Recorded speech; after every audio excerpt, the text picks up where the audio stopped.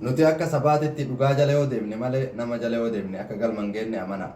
Dhugaa jala yoo deemne bakka dhugaan jirtu nama dhugaa yoo deeggarre qofa kan milkaa'uu dandeenyu. Kaleellee akkasiin milkooyne. Kanaafi ati yoo namni sitti hin dunne, yoo namni sitti hin duulle, yoo namni si hin jibbine, yoo namni si hin arrabsine rafaa jirtaa beeki. Hojiirra hin jirtu. Gaafa namni sitti duule, gaafa namni si arrabse, gaafa namni si qeeqe akka hojiitti jirtu dhibbaan dhibbatti fitti beeki.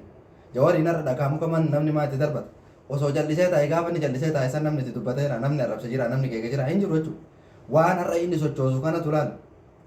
Sii galte waan har'a inni dubbatu kanatu waan uummata sochoosaa jiruuf sii galte faarse bultoonni piipii gayyaatee bakka jirtu duti jechuudha. Biyya alaallee ta waa itti suuqan jalaan sii galee ta jalaa waa itti suuqan ta nama nuu sossobaa jedhanii ni ofii sossobdu tanneen tutti duudha.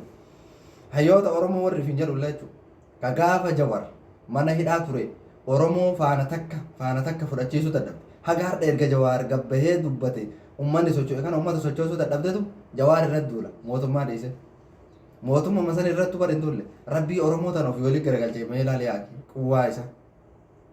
Badii nu qabnu hin beekne. Kanaaf Oromoo siitaa dhugaan fudhadhu gurbaa diimaa jala hiriiri hin milkooyte.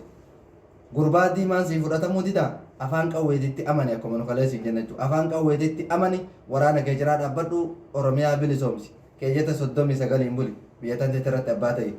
Sunis ta'uu dhabee afaan qawwee san fudhachuu waraana sodaachuu dandeetta gurbaa diimaa jabeeffadhu. Akka Oromootti dhugaa rabbii isinitti hima.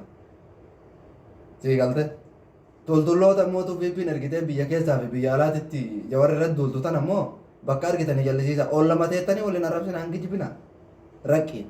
Ol lama teettanii waliin arrabsina jechuudha. Kanaaf jaalattanii jibbitanii oollee bulla malee Jawaar biyya san hin bulcha. Maal jette naan jedhe.